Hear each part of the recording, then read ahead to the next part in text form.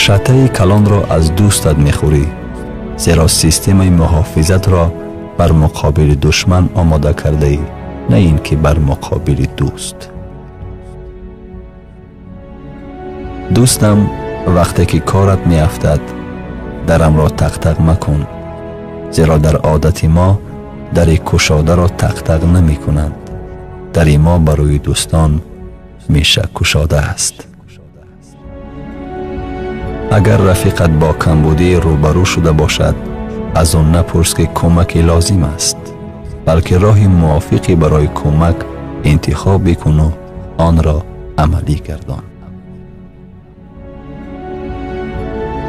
دوست و دشمن بودن کس را فهمیدن دشوار است.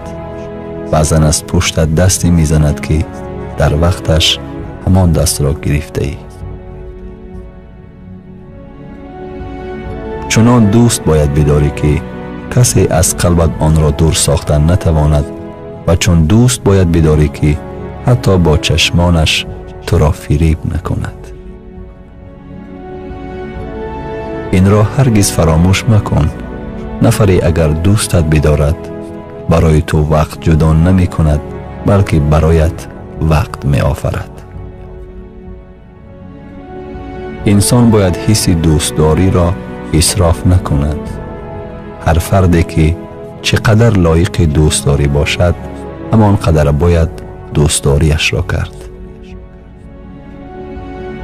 انسان باید حس دوستداری را اسراف نکند. هر فردی که چقدر لایق دوستداری باشد، همان قدر باید دوستداریش کرد. دوست نه آنی را می نامند که وقتی بی مکان ماندنش پهلوی تو باشد، بلکه دوست آنی است که برای رفتن مکانهای زیاد دارد، اما پهلوی تو قامت راست می کند. گل خشک می شود، اما محبت قلب نی. باران باز می ماند، اما باران قلب نی. همه کس و همه چیز فراموش می شود، اما دوست نی. نفری که 3 خصلت را دیده می تواند، با او باور بکن.